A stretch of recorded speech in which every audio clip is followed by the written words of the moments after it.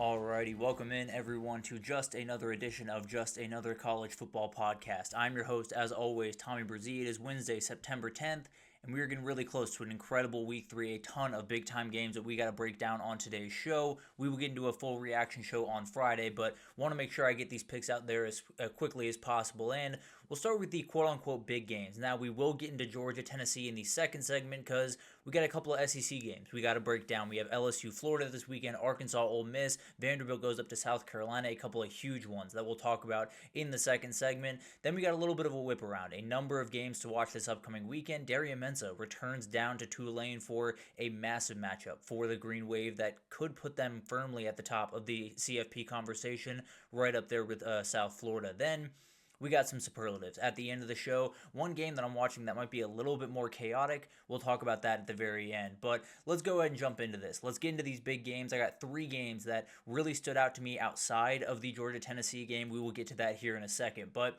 we'll start with the one that I cannot wait for, maybe as much as just about any game this upcoming weekend. Clemson goes on the road to Atlanta. They face off against Georgia Tech after a very tough game against Troy. Georgia Tech is 2-0 at this point and won a game on the road at Colorado in a very weird circumstance in Week 1, then played Gardner-Webb last week, went about their business, handle it, and now they invite Clemson into town.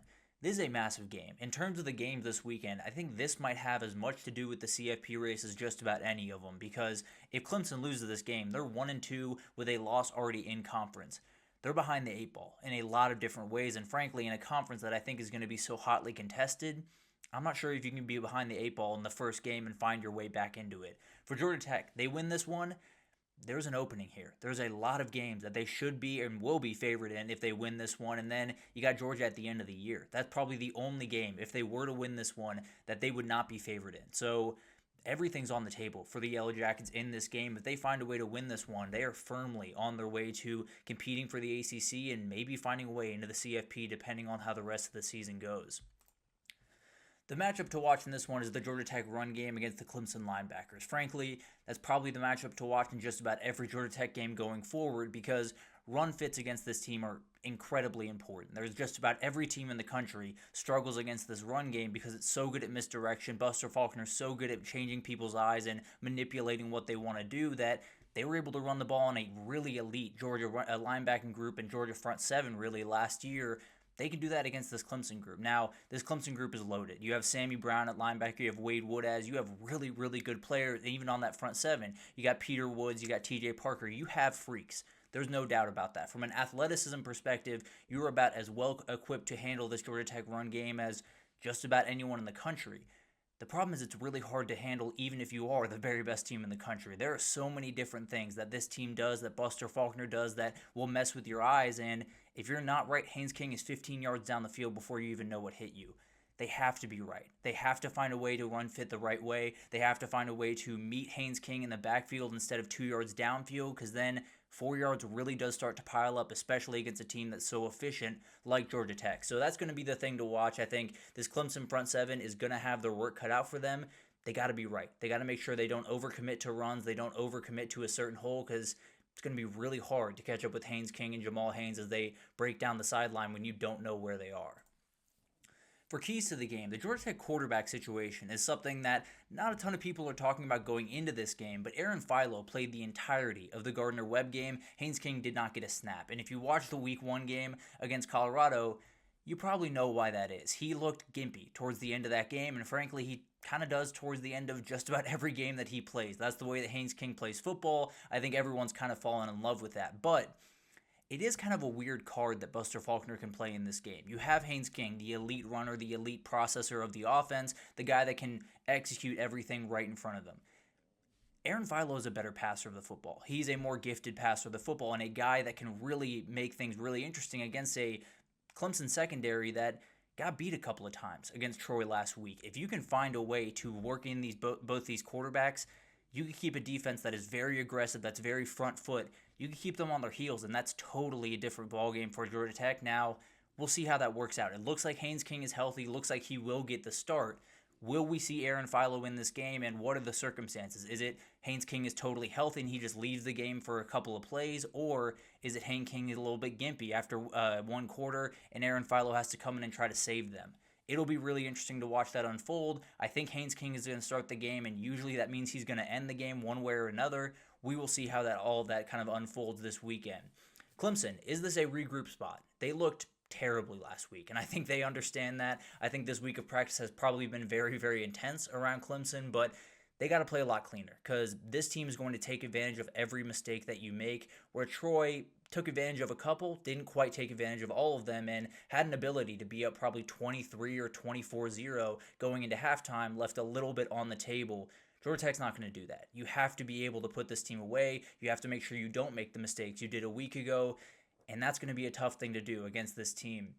And then a game flow, I think, is really interesting in this one because Georgia Tech, if they find a way to lead this one early, it's going to be really hard for Clemson to keep up. It's going to be really hard for them to stop the run game, and frankly, I think Clemson could start to panic. If they go down 14-0, 10-0 in this game, they're probably looking up at that scoreboard and getting very nervous, maybe starting to force the ball, and then you have one mistake that could totally kill you. On the Georgia Tech side, if they get down in this game, if they get an uncomfortable spot, maybe Clemson comes out with their hair on fire and goes up by 14. Then you have a Georgia Tech team that really does struggle to get back into games throwing the football. So it could get ugly that direction if Clemson's able to jump out to an early lead. Frankly, I think this one's going to be weird. I think it's going to be down to the wire. I think it's going to be really intense. I am going to pick Clemson to win this one, 27-24. I think it's going to be really close. I don't think Clemson's going to look fantastic. I think people are going to walk out a little bit confused about what Clemson is moving forward. I think they're going to find a way to win. I think Dabo Swinney's going to find a way to get this team ready, and they're going to be able to go into Atlanta and get a massive win. Can't promise it's going to look pretty, but frankly, against Georgia Tech, you're probably never going to look as pretty as you will eventually. The next one we have is South Florida going up to Miami. This one's fun. There's no two ways about that. South Florida's kind of taken the world by storm, has gotten a lot of attention recently after their win over Florida. This is going to be a tougher game. I can promise you that. This is going to be a very much of a battle, and one that South Florida kind of wants to do sort of the exact same thing they did against Florida, but the big thing here is you're going to have to find a way to turn in more than 18 points. Miami's not going to give you the offensive performance that Florida did. They're probably not going to give you the play calling performance that Florida did, with all due respect to Billy Napier. But the reality is South Florida is probably going to have to play a little bit cleaner in this game, probably going to have to play a little bit more explosively on offense, and do a number of the things that they are more than capable of doing. Probably just going to have to do them a little bit more consistently in this game. For the matchup to watch, I'm going Byron Brown versus this Miami front seven. This is as athletic of a front seven as they will face the entirety of the year. Now, Florida comes very, very close to this Miami group, but when you have Ruben Bain, Akeem Mesidor, and a couple of those ridiculous defensive tackles that Miami has, that run game is going to be really interesting for South Florida. What they want to do is kind of take the air out of the ball, limit possessions, make sure it's really, really tough for that offense to get going on the other side, and then hit a couple of big plays. And a lot of that comes with Byron Brown's legs, very athletic individual, one of those guys that can keep you in ball games really late against these more physical teams because there's very few guys on the football field that are more physical than Byron Brown. So this is going to be a huge matchup. They're going to have to find running lanes for this guy because if you can't, then the passing lanes get a little bit more tight, and Byron Brown makes a mistake that he hasn't made thus far throughout the year. He is going to make one of those mistakes if you find a way to slow the run game. If they don't, then this game can get really interesting in a hurry. As for keys to the game, I think the number of possessions is fascinating in this one. USF wants to slow the game down. They want to take the air out of the ball. They want to run the ball very efficiently and then hit a couple of big plays down the field. That's the way they operate on offense. That's the way Alex Golesh has kind of always operated on offense. If they can find a way to slow down this game, they only gave Florida they only gave Florida 4 possessions in the first half of that Florida game. They were only able to stack up 9 points. They were not able to pull away from USF. They got 9-6 at halftime, and that gave South Florida the opening that they needed in the second half. If Miami doesn't come out strong in this one, South Florida is going to have a lot of confidence going into halftime, and then things get a little bit sketchy with 1 or 2 plays in the second half like it did against Florida. Miami's got to be able to stretch this thing out early, get a number of possessions on the board, get the ball in Carson Beck's hands consistently. If they don't, this one could be 9-6 going into the second half like Florida was, and then everything is on the table for South Florida. Getting after Carson Beck is going to be huge. He has been much better against the pressure early on in this year than he was last year. Doesn't mean you can't still get after him and force a couple of mistakes. He is a guy that wants to make a play. He is a guy that is more than confident in this offense, it seems, but is still relatively new, still wants to push the ball to these wide receivers, and maybe if you can get a couple of those athletic linebackers you have, like Jalen Schuler, in his face, then you might have a problem if you're Carson Beck. And then one mistake, like we were talking about, can totally change this football game. It is one of those things that when you're facing Miami, they're going to run an efficient offense. That's the way they operate. There's very little chance that you're going to get Shannon Dawson and this team to overextend. The one way you can do that is heat up Carson Beck and make him a little bit nervous. Maybe he sails one ball and you're running it the other direction for 6 points. That could totally change this football game. You have to find a way to get after Carson Beck while still holding integrity on the back end. Very tough thing to do against these Miami receivers, but you got to find a way to do it. And then, maybe not a key to the game, but USF has a little bit of magic here. It is a very, very interesting team, a team that didn't play their best football a week ago and found a way to win on the road at the Swamp. I don't know. They feel a little bit special, and frankly, to be totally honest, the last time they were ranked 18th in the country, they went on to beat the number 5 team in the country on the road against West Virginia back in 2007. Not saying it's going to happen this time around, just something to watch as we get a little bit closer to this weekend. Maybe number 18 is the magic number for USF throughout this season and throughout their history. But I am going to pick Miami. I'm going to pick Miami to win this one 31-20. I think the offense is just a little bit too much. I think the athleticism on the outside is going to give them a little bit of a fit early on in this game, and they're able to make it look a little bit better towards the end, but I think Miami's able to win this one. South Florida still firmly in the mix and probably at the top of the G5 standings for the CFP, but still with a little bit of work to do going forward. Then we got this one. Texas A&M goes up to South Bend to face off against Notre Dame. Really weird one here because Notre Dame goes on the road in week 1, loses to Miami in kind of heartbreaking fashion in some respects, and then they move forward and they get a bye week. Very, very weird bye week in week 2. Now they get Texas A&M coming to town. It's going to be a really weird game. We don't know too much about CJ Carr. Looked really strong in his first game against Miami. This is going to be a little bit tougher of a battle, especially on the back end with some of those DBs that they have. It's an elite group for A&M in a lot of different ways. They're going to have to play really, really good football. There's a number of things for Notre Dame they're going to have to figure out. I think the biggest one of the bunch is that run game and that offensive line. The offensive line against A&M's pass rush and A&M's defensive line in general is going to be really tough. And I think you have a good group over there at Notre Dame. You do have a relatively young group overall, and it's a really good group on the other side. Cassius Howell had back-to-back sacks this past weekend. It is a very, very tough group on the other side for A&M. And frankly, you got a kid in CJ Carr that's going to have to make plays in this game. A&M's run defense is too good for them to be able to lean on the run the way they ultimately probably want to in this year. Now, the Miami game was a little bit different, but at the end of the day, you're going to have to put the ball in CJ Carr's hands throughout this game. Is he going to have time to make the plays? Is the big time question here. Will these wide receivers have the openings to make the plays that they need? It'll be really interesting to watch this battle all game, and frankly could be the deciding factor in CJ Carr having an incredible game and taking off in the national conversation, or kind of shrinking from the moment. They go 0-2 and are pretty much out of the CFP conversation. The keys to the game, the explosive passing game is going to be really interesting to me. Both these teams want to lean on the football. They want to run the ball. They want to be able to win a game, 24-20 and kind of roll on about their business. These wide receivers are pretty special on both sides. I do think Casey Concepcion is about as good as you're going to find after the catch in the entire country. Mario Craver's not too far behind him. And then on the other side, Jordan Faison plays really good football. We haven't seen Jaden Greathouse too much throughout this year. I think he's going to be a big-time player for this football team. Then you got Malachi Fields. You have a number of players that are going to make plays for you. Now, do I think there's going to be 5 50-yard touchdowns in this game? Probably not. I don't think these teams are going to be airing the ball out all game. I do think it's going to come down to 1 or 2 plays through the passing game, whether that's CJ Carr or Marcel Reed making big plays down the field. These teams are going to run the football. They're going to come down to probably the fourth quarter in this football game. Maybe it's one big throw by one of these quarterbacks that makes the difference. The run game margin is really interesting for a number of reasons. Both these teams, in my mind, are top 20, top 10 rushing offenses in the entire country. They're not using Jeremiah Love very much over there at Notre Dame, at least through one game. We will see how that develops this upcoming weekend. But Jeremiah Love, Jadarian Price, they got to be a bigger part of the offense. They have to be the guys that you lean on very aggressively in this offense, especially with a young quarterback. I tend to believe they're going to do that a little bit more in this game while still hopefully keeping the option open for a big play downfield. And then on the other side, Le'Veon Moss, Ruben Owens, elite duo as well. And I think it's a team that obviously has a little bit more of that quarterback run game involved in it. Maybe we see Kenny Minchie in this game for Notre Dame, but it is going to be a back and forth matchup. When it comes down to two teams that really love to run the football, who can get a little bit of a margin there? It might not be great, it might not be massive, but 50 yards, one way or the other, could very well decide this game, especially if you're able to do it a little bit more consistently throughout this game. It'll be really interesting to watch which one of these running backs, which one of these teams can find a way to run the ball more efficiently. And then, kind of piggybacking off of that, Marcel Reed's health coming into this game is a little bit up for debate. Now, he seems to be healthy. It seems like he could have come back last week, but they obviously didn't need him in that matchup.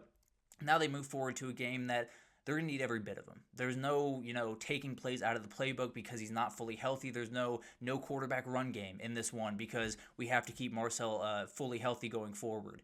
You're going to have to lay it all on the table. You're going to have to unlock every bit of your playbook, use every bit of every player that you have. That includes Marcel Reed's legs.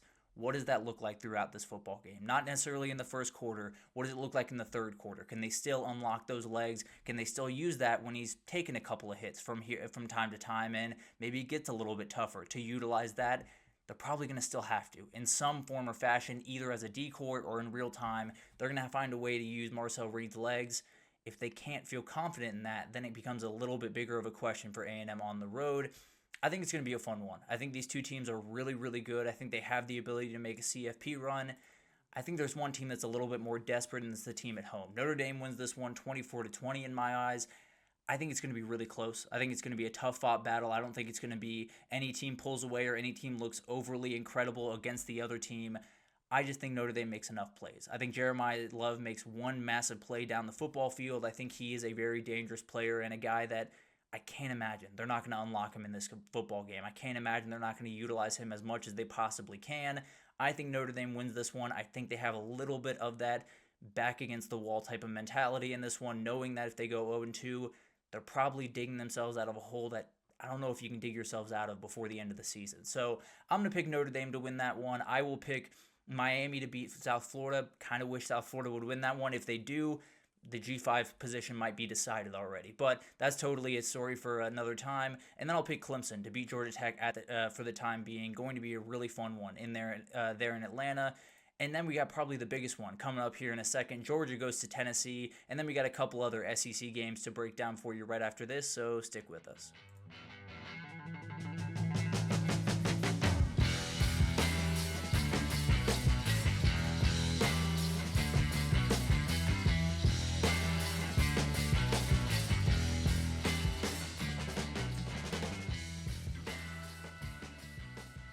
Alrighty, welcome back everyone. We just talked about three massive games this upcoming weekend. Clemson, Georgia Tech, South Florida, Miami, and Texas A&M heads up to South Bend to face off against Notre Dame. Really fun matchups. Those three are going to be incredible.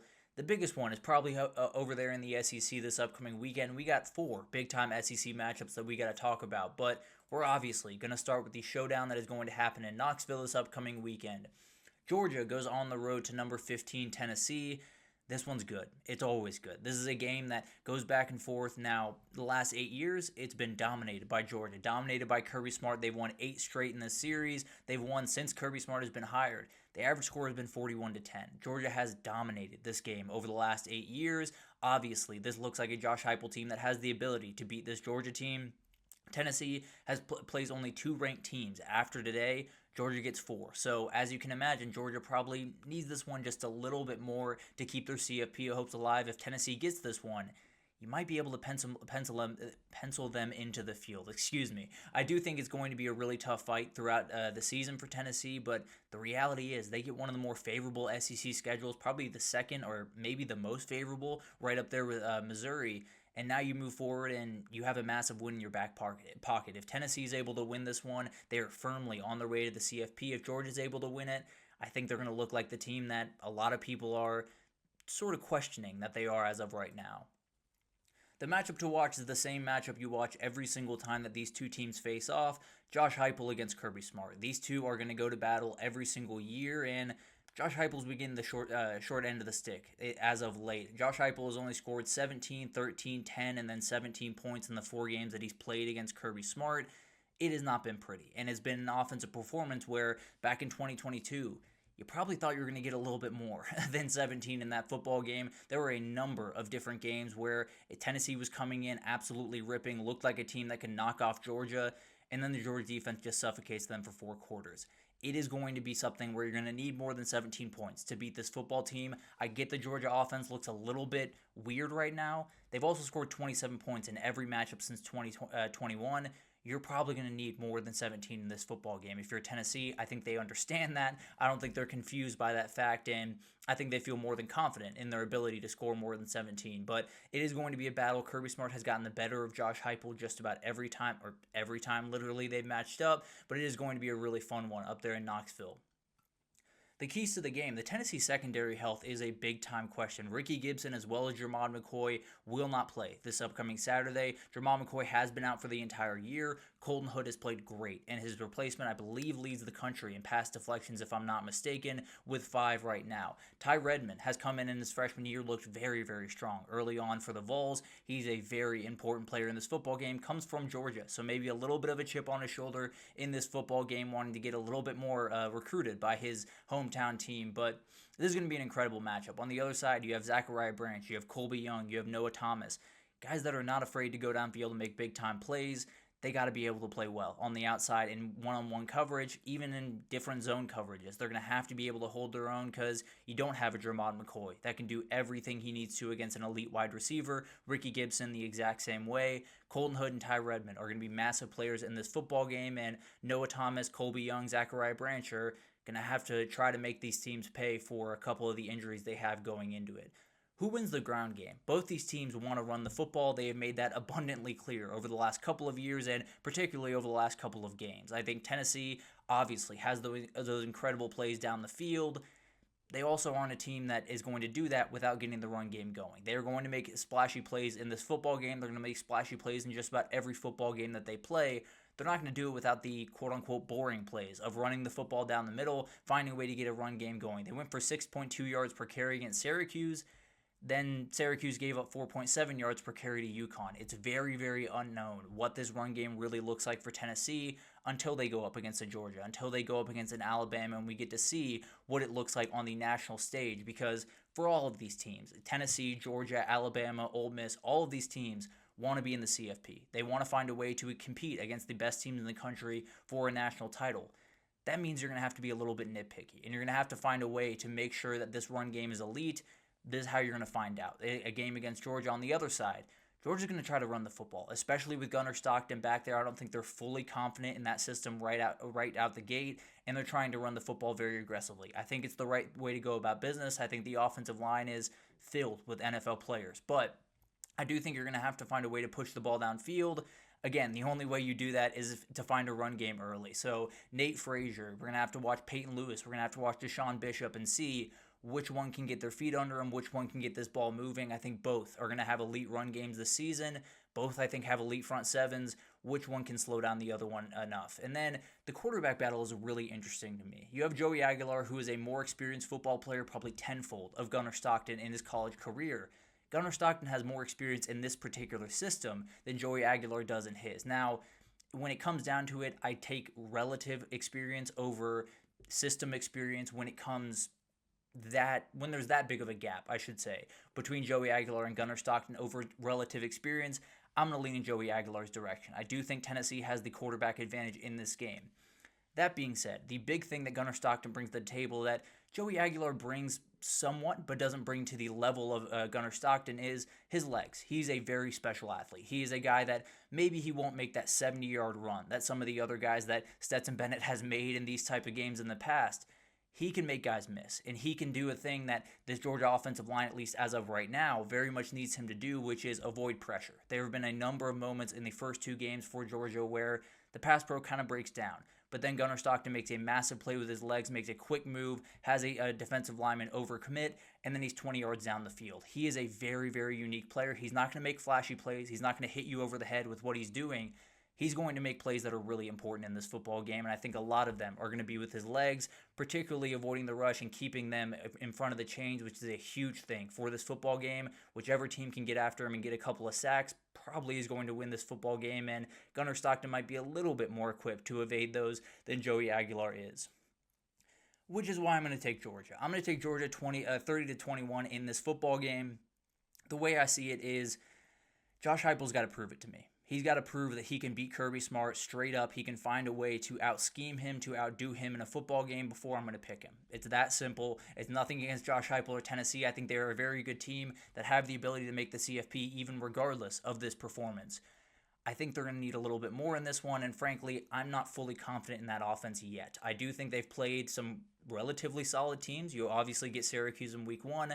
I'm worried about that Syracuse team in a lot of different ways. So maybe giving up 26 to Syracuse isn't ideal because they only scored 20 against UConn. I'm a little bit worried about this Tennessee team. I think they're hiding just a little bit. As of right now, I think they're a good football team. I think this weekend a lot of people are going to got just a little bit. Arkansas goes on the road to number 17 Ole Miss. Ole Miss favored by 7.5 in this football game. The over-under at 62.5. So we're going to have some fun in this one. Some players to watch. Omega Blake has become one of the best wide receivers in the entirety of the SEC. Taylor Green has started off about as well as any quarterback in the entire country right now, and Omega Blake has a ton to do with that. Kewan Lacey, we talked about him last week when Ole Miss was able to beat Kentucky. He is a huge player for this offense. If they're able to run the football, take a little bit off Austin Simmons' shoulders, allow him to get comfortable in this season, they can do some really special things. I really do believe Ole Miss has all of the prerequisite talent that you're going to need. You're going to need Austin Simmons to come quite a ways from his performance last week, and the run game is really the only way to get him fully confident in this offense. For Ole Miss, if you can't run the ball consistently, if you have to put it on Austin Simmons' shoulders in this game, Travis Williams is going to do some crazy things and make him very confused. That's the reality of a Travis Williams defense whenever he plays a young quarterback. He gives them fits. It happened with Nico last year. It happened with even Quinn Ewers a couple of years before that. It is a very, very good Quinn Ewers wasn't the starter for that game. Apologies. But it is going to be a very, very interesting game. And it's going to be a game where Ole Miss is going to have to take a little bit off Austin Simmons' shoulders. We saw what he had to do in that Kentucky game, and it didn't look all that pretty in a lot of different respects. I think he is a very good player. He's going to need a little bit more time to get fully comfortable. The run game's going to have to be huge in this one. Both these teams draw relatively hard to G5 opponents right after this. Ole Miss invites Tulane into town. Arkansas goes on the road to Missouri. They're going to need to win this one. Ole Miss very much needs to win this one if they want to find a way into the CFP. I'll be honest, though, I have a feeling in this one. I think Arkansas wins this football game. I think they win 31-27. I think Taylor Green is playing about as quietly good football as just about anyone in the country right now, and I think Travis Williams is going to do some crazy things to Austin Simmons, and he's going to make just enough mistakes for Arkansas to get that one big win that they tend to get just about every year. I think Arkansas wins this game and then probably reverts back to Arkansas. But at the end of the day, I think they find a way to get this one on the road at Ole Miss, and Ole Miss is probably kicking themselves in November again for a home loss that probably shouldn't have happened. Florida goes on the road to number 3 LSU. Neither of these teams looked all that good last week. Now, Florida was the one that lost because they played South Florida. If LSU played South Florida last week, it probably wouldn't have looked all that pretty. But at the end of the day, they found a way to win a game against Louisiana Tech. They invite a Florida team into town that I don't know what you look like this upcoming weekend. I am so confused about what's going on at Florida right now. Now, I do think they have all the prerequisite talent to find a way to win this football game. I think they have the prerequisite talent going into the season to get to the CFP, but we see that doesn't really matter in a lot of respects. I think the big thing here is you got to find a way to just feed Jaden Ball in this football game. Now, LSU is going to be a little bit tougher of a test in the front seven than USF was, but you got to find a way to run the football. You got to run it consistently. If you don't, you're going to find a very similar result or even worse result than you had this past weekend because you're going into Death Valley at night. He makes a couple of mistakes, he being DJ Lagway in this case. If he makes a couple of mistakes, you're not going to get back into this football game. It's going to be really ugly really quickly, and Billy Napier is going to be staring down a barrel as they head on the road to Miami next weekend. Florida's got to find a way to win this football game. I don't know if they can, frankly, in a lot of different ways, but LSU hasn't played super clean football. They played a Clemson team in week 1 that didn't look all that great in week 2. It is a very much up for debate football game. I think it's one of those games that you just have to lean one way or another. I'm going to lean away from Florida. I'll be totally honest. I have a ton of respect for what Florida has been able to do. I don't think it's going to be all that pretty in this football game. I think they play better football. I think the approach offensively is a little bit better. I just don't think DJ Lagway's all the way there. I don't think this team in general is all the way there to go on the road to Death Valley at night and find a way to win. I think LSU wins this one 34-24. I think Florida plays better football. I still think people are looking at Billy Napier wanting him out the door, maybe by the bye week. You hate to do it. It's one of those things that's always never very kind, never very fun to talk about, but it is a very real reality for this team, and they got to win more football games. That's the reality of Florida right now, and I don't think they're going to win this one this Saturday. I think LSU wins this one relatively comfortably. Then we got Vanderbilt on the road at number 11 South Carolina. Probably should be number 15 Vanderbilt against number 16 South Carolina, but that's a totally different conversation for another day. We will get into the AP poll on Friday, but this is going to be a rock fight. I can absolutely promise you that. These are two teams that want to keep the ball on the ground, that want to lean on people, and then make a couple of big plays in special teams or down the field to totally change the outcome. That's what South Carolina's done in the first 2 weeks. They have Vakari Swain, has returned 3 touchdowns. In the punt return game this year, he's only had 5 returns. He is a ridiculous athlete, and he is a guy that can change the game on a dime. Obviously did in that Syracuse game, did again last week against South Carolina State. So they're going to have to find a way to win the margin. South Carolina is. Vanderbilt's going to try to do the exact same thing. They are very good at finding a way to win the margins, keep in front of the chains, just kind of move the ball slowly, monotonously downfield, and then you got to fight a little bit of a battle on the defensive side of the ball because Vanderbilt has a lot of returning guys. They have a lot of guys that are very smart, that know exactly where they're supposed to be, and play really, really high-level football. I like Vanderbilt. I think is a very good football team. I think they find a way to get to 6, 7, 8 wins this upcoming year, and they do some really fun things, continue to build the momentum around there in Nashville. I think Lenore Sellers is too much in this football game. I don't think it's going to be all that pretty. I don't think you walk out of this one feeling all that great about South Carolina or Vanderbilt. I do think South Carolina has enough. I think they have a couple of too many athletes on the defensive and offensive side of the ball for Vanderbilt to fully handle.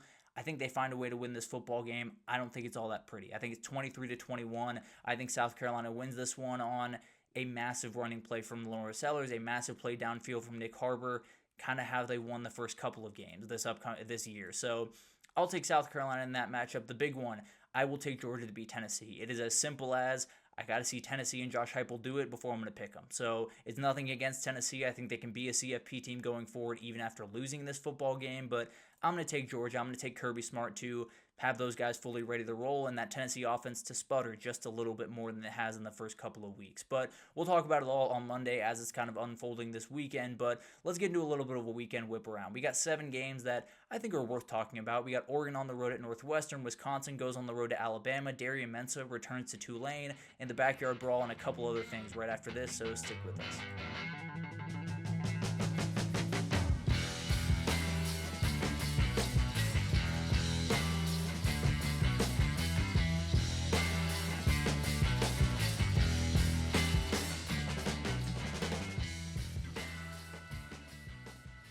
Alrighty, welcome back everyone. We just talked about the SEC, 4 massive matchups in that conference. Georgia at Tennessee obviously takes the cake, but Arkansas goes on the road to Ole Miss. You have Florida at LSU, a very interesting one between two teams that probably are questioning a little bit more than they were after week 1, and then Vanderbilt, South Carolina, probably the rock fight of the weekend. I think South Carolina ekes out a win there, but let's get into a little bit of a whip around. We have a number of games that we got to talk about, we got to touch on before we get into this weekend, and we'll start over there in the Big Ten with what's going to be Big Noon Kickoff, a very interesting game. Oregon goes on the road to Northwestern, a game that they're favored by 27.5, and the over-under is 50.5. I won't waste too much time here. Oregon's going to win this game, and they're going to win it by a lot. I think the big-time question here is, what can Oregon do to continue to flex their muscles, continue to get Dante Moore comfortable, and frankly, probably not pour it on quite as much as they did against Oklahoma State. To my knowledge, David Braun has not talked any crap on Dan Lanning in that program yet. Probably a really good idea. If we're being totally honest, it is not going to be pretty if you talk any crap about that program as of right now. So for Oregon, it's about continuing to get ready for a trip to Penn State in a couple of weeks. For Northwestern, it's about, maybe getting a massive upset in that stadium right on the water in Lake Michigan and find a way to get a win, find a way to totally shock the world. I don't think it's going to be all that pretty. I'll be totally honest with you. I think Oregon finds a way to play at a very high level. I think Dante Moore continues to build confidence, but I don't think they do what they did to Oklahoma State last week. I'll take 45-7. The final here, I think Oregon wins it pretty comfortably. I don't think they have to worry too much in this matchup, but I do think it's about getting everyone comfortable, getting everyone up to speed, because in 2 weeks you have a massive one in State College. Wisconsin goes on the road to number 19 Alabama this upcoming weekend. Don't know why Alabama's ranked, but again, conversation for Friday. Wisconsin heads down to Tuscaloosa. It's going to be a really fun one. And frankly, it's a game that I don't know much of anything about Wisconsin as of right now. I don't know if Wisconsin knows much of anything about Wisconsin because I don't know what their game plan is. I don't know what their identity is. I don't even know who their quarterback is this weekend. Billy Edwards has been injured, or was injured in week 1. Did not play at all last week. It was Danny O'Neal, I believe, at quarterback. Could very well be him again. The updates around Billy Edwards are a little bit hit or miss. We will see what happens on this weekend with him. They're probably going to need him if they're going to find a way to win this football game. They're probably not going to find a way to win it one way or the other. I do want to give a shout out to Alabama. Kind of ripped into them after their week 1 performance. It was really bad. They played so much harder against ULM. Yes, it's ULM. Yes, they should be able to beat them regardless. But the effort and the execution was much, much higher. All of those guys seem to be taking it to heart, the performance that they put on display against Florida State, and they're playing much harder. They're playing much more aggressive. They're playing much cleaner football going forward.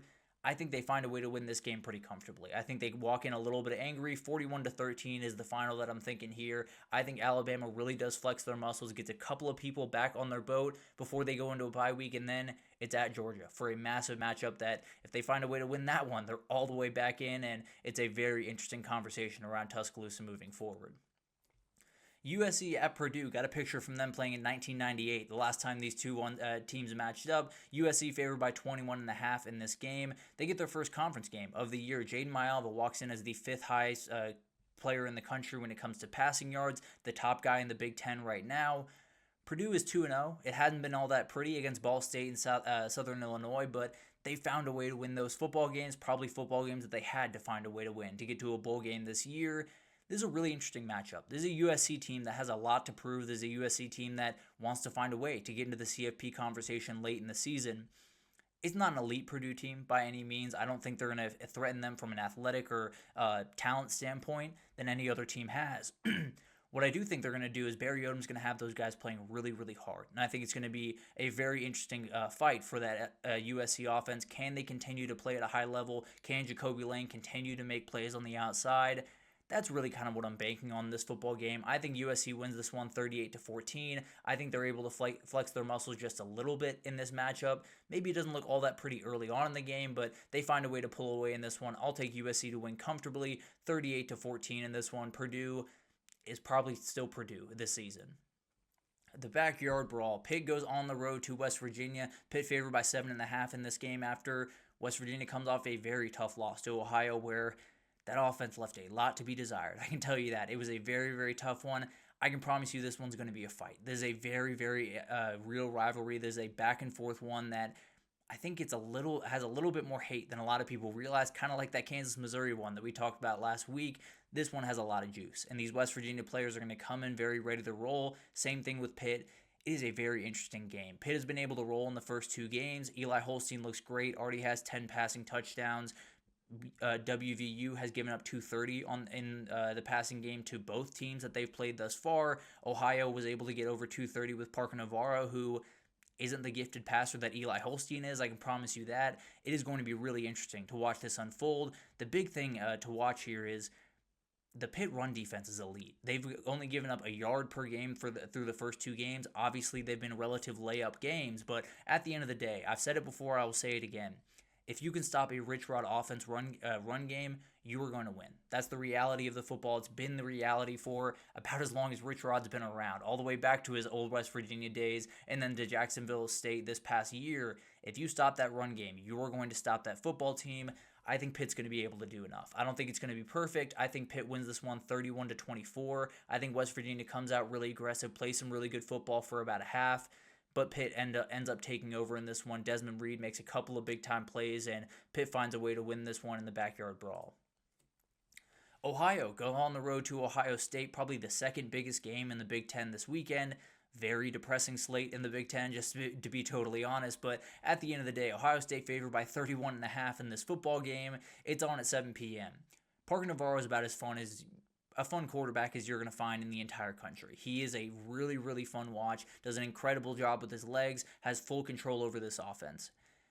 It is going to be a really long day on Saturday for him. He is a very good athlete. He is not the athlete that Caleb Downs is, and that guy is going to be flying downhill at you every single time that you pull the ball down to go on a run. It's not going to be pretty. I'll just be totally honest with you. Sonny Styles, Caleb Downs, all of these guys are going to put a little bit of a beating on Parker Navarro in this game. Hopefully everything works out. Hopefully they can continue to play good football, does Ohio, and they're able to kind of regroup after this one. I think this one's going to get ugly pretty quickly. The really thing I'm interested in is Julian Sayin. This is a good enough opponent to test him, test him throwing into relatively tight windows. It's also a bad enough opponent for Ryan Day to feel fully confident, putting the ball in his hands and saying, let's continue to build this confidence. That's going to be what I'm watching very closely. I think Julian Sayin is one of the more gifted passers of the football that we have in the entire country, and I think this is a game where you're going to get tested a little bit more. You're going to have a couple more tight windows to throw into, but you're still going to be able to throw the football very consistently and win this football game. I'm going to take Ohio State 45-10. I think it's going to get pretty ugly pretty quickly, and Parker Navarro makes one or two plays that are really fun towards the end of this game. Duke goes on the road to Tulane. It's a huge game for Tulane. USF kind of set the pace in the G5 as of right now. If they don't get this win, Tulane, they're probably going to have to find a way to beat USF later in the season in the American Championship, and that takes winning pretty much every game in the American moving forward to get to 10-2 and then find a way to get to 11-2, hopefully in the CFP. But the reality is, this is a very interesting matchup, plainly because of the quarterback that's going to be coming in with Duke. Dario Mensa left Tulane this past offseason, went to Duke for quite a hefty paycheck. Not necessarily disagreeing with that take for Dario Mensa by any means. It is going to be a really interesting atmosphere. I think the fans are going to be mad. Whether or not they should be mad, I think is up for debate for a number of different reasons, but they are going to have a little bit of anger to them. It's not going to be an angry team on the other side. It's not going to be a team that feels totally slighted. There's going to be a couple of guys that want to make him believe that he should have stayed at Tulane. They're going to want to send that message and say, you thought it was going to be easier for you to make a CFP at Duke. It's not. We're going to find a way to beat you at our home stadium, and we're going to keep moving on and win the American, go to the CFP, and kind of show you up just a little bit. I don't think there's any ill will between Dario Mensa and Tulane. I do think there's just a little bit more juice on those defensive players' side that played with Dario Mensa, went through that process, and knows why he left that team. And now they have a little bit of juice behind them. I do think Tulane takes advantage of this. I think they find a way to win this football game. I think they win 28-24 in this game. I think it's back and forth. I think it's really intense. I think Tulane can get after Dario Mensa a couple of times, and if they can do that, we saw what happened last week against Illinois. It was not all that pretty in the second half when Illinois was able to get after him. I think Tulane's able to do that just enough in this football game. They win it 28-24 over Duke and put themselves firmly at the top of the G5 race as long as South Florida loses to Miami. Texas State goes on the road to Arizona State, a team that a lot of people are writing off right about now. I think this Arizona State team does have some big-time questions they're going to have to answer. I think Sun Devils, if they lose this football game, you're probably in a lot of trouble. Now, obviously, you can go undefeated in the Big 12, find a way to win that conference and get to the CFP without problem, but you're probably not going to lose to Mississippi State and Texas State and then find a way to roll through the Big 12. I don't think that's how that's going to work. I do think it's going to be really interesting to watch what they can do in this football game to find a way to get Sam Leavitt going in this football game. You're going to have to. He only had 69 passing yards a week ago against Mississippi State. If he has a performance like that, it could start to spiral just a little bit. I don't think he's going to play bad football in this football game. I think he's going to play really good football really the rest of the way for this for Arizona State. But I do think it's going to be a little bit of a battle on their hands. I think it's going to be enough of a battle, kind of like Julian Sayin against Ohio. It's going to be enough of a battle to put him to the test, but you're probably still pretty confident putting the game in Sam Leavitt's hands. Lincoln Parr is a guy to watch for Texas State, as well as Bo Sparks. Very talented skill players. Lincoln Parr, running back. Bo Sparks, a wide receiver.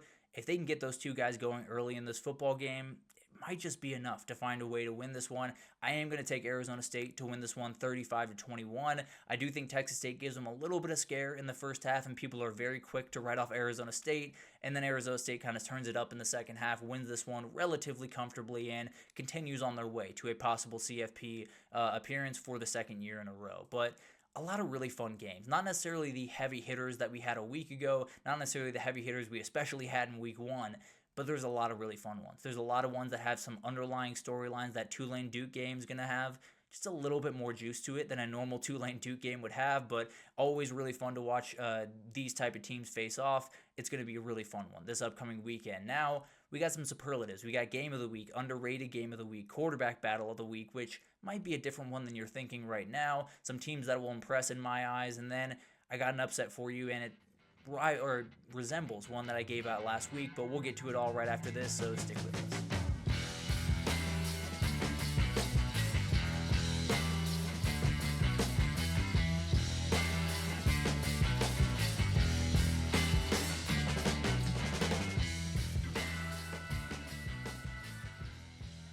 Alrighty, welcome back everyone. We just did a little bit of a whip around. We got to the backyard brawl. We got to Darian Menso returning to Tulane this upcoming weekend in a huge matchup for the CFP, at least if Tulane's able to win it and catch up with South Florida. But let's get into the superlatives for this upcoming weekend. We got game of the week. We got underrated game of the week. We got a chaos game at the very end of this thing, but we'll talk about it all.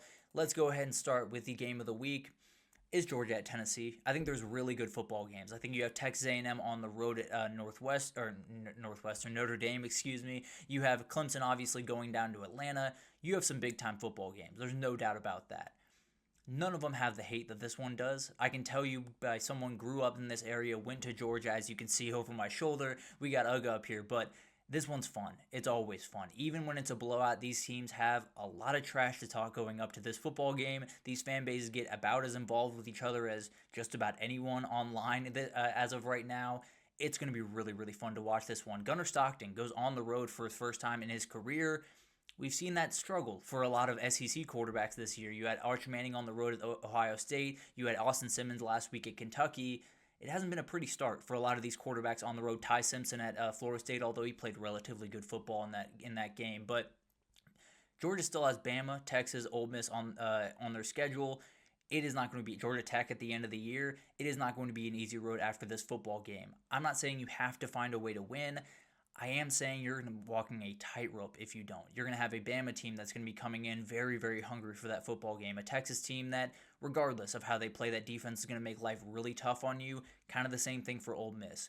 It is not going to be easy to find a way to the CFP if they cannot win this game. I love this game every single year. It is one that has so much juice around it, and I do think it's one of those that Josh Heupel can kind of change his legacy just a little bit in this football game. Now, he's already well established. He's beaten Alabama twice, played some really good football, gotten them to number one in the country early on in his tenure. So it's not to, say Josh Heupel's legacy is on the line in this football game.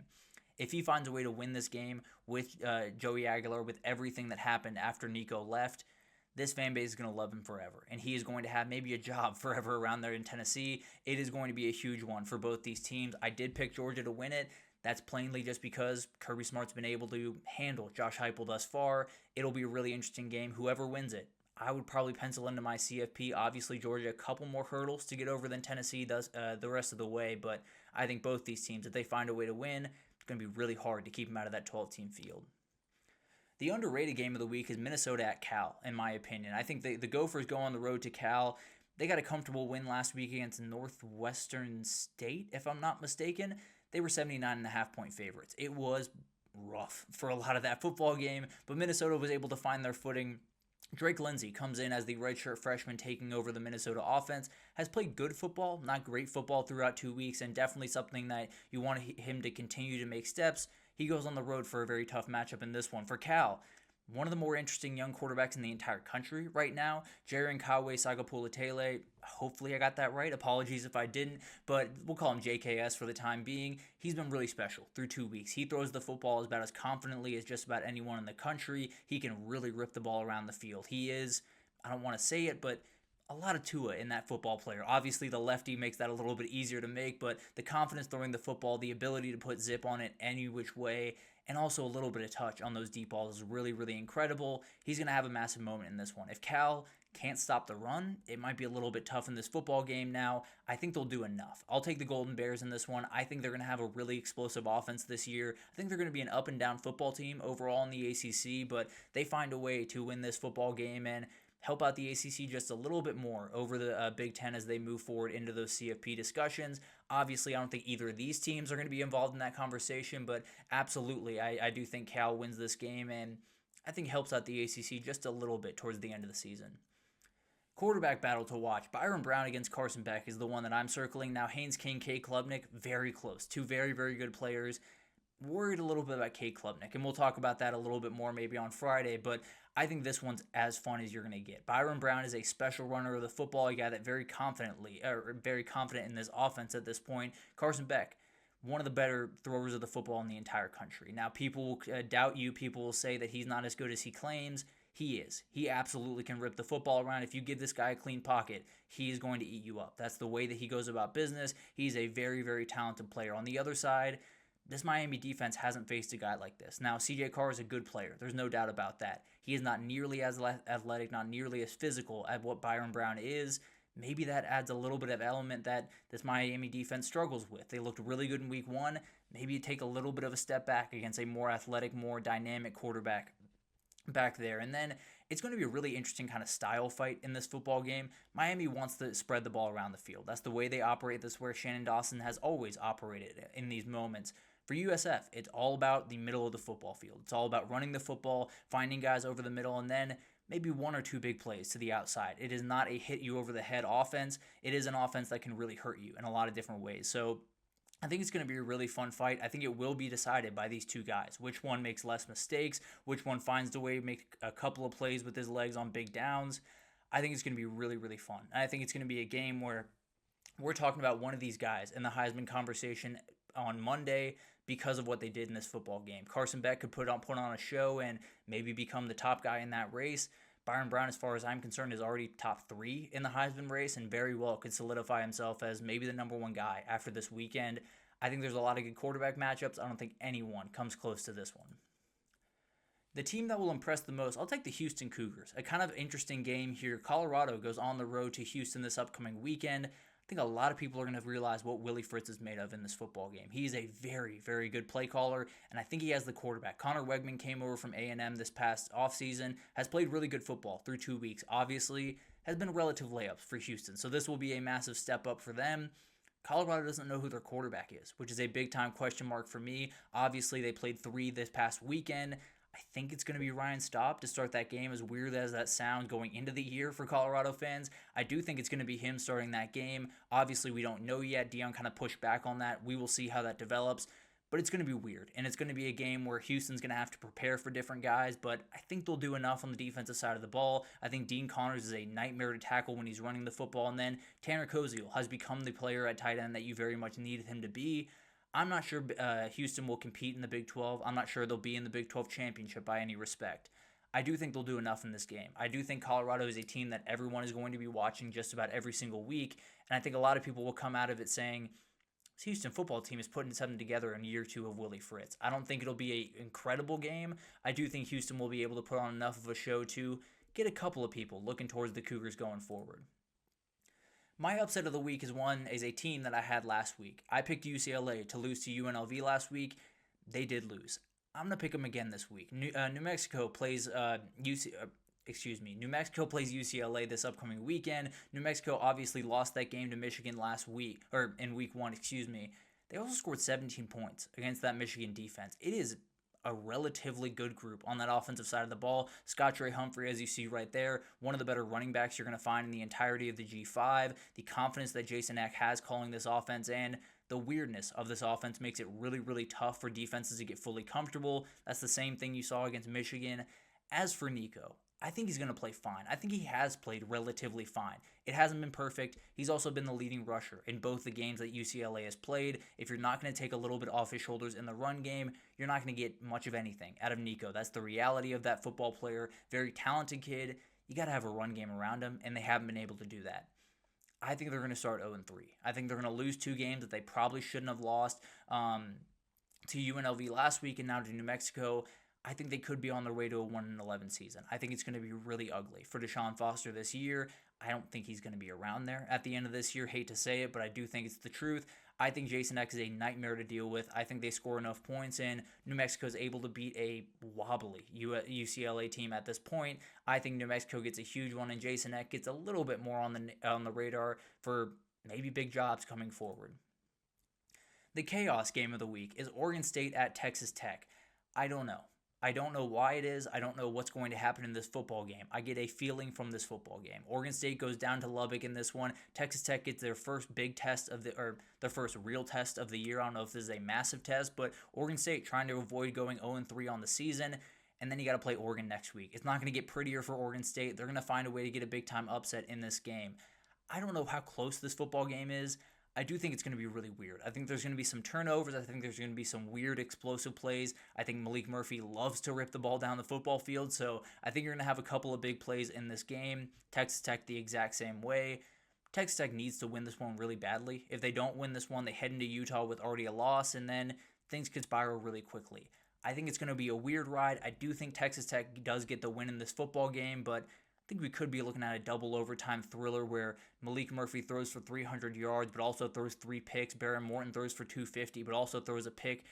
It's going to be a weird one. I have a weird feeling about this football game. I think the Beavers put on a little bit of a fight up down there in Lubbock, but Texas Tech finds a way to win in a very, very weird football game, at least from where I'm sitting. But it's going to be an awesome week. This week 3 is a very, very fun slate. Obviously, week 2 took us a little bit down the hill after an incredible week 1, but it was still really fun. It was one of those Saturdays that everyone says, it's a sleepy Saturday, don't worry about it, and then everything kind of hits you over the head very quickly. I think this weekend might be a little bit more low-key.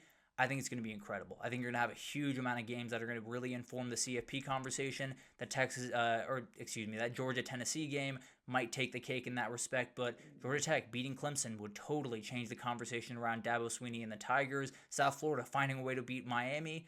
They might be in the playoff field, frankly, after 3 weeks. And then Texas A&M, Notre Dame, a massive one that either one of those teams, if they find a way to win, they are firmly in the mix for the CFP, might be in the CFP moving forward. But obviously a lot of different stuff to talk about. We will get into a number of things on Friday. Just a final look at this weekend. We'll talk about the AP craziness that has been happening. Was a little bit too upset about it today to talk about it, but we will get into it on Friday. I promise you that. There are a lot of different things I want to talk about that happened throughout this week that we're going to get to on Friday. I can promise you that. But thank you so much for tuning in to just another edition of Just Another College Football Podcast. Please do like, subscribe, comment, do all of that great stuff. It means the world to me. Follow me over on X, both on my personal account as well as the JACFB podcast account as well. Very, very fun stuff going on over there, and we will absolutely continue to bring you content throughout the season. But thank you so much for listening. Really do appreciate it. Do like, comment, subscribe, do all of that great stuff, and I'll see you guys on Friday to fully break down this week 3 slate.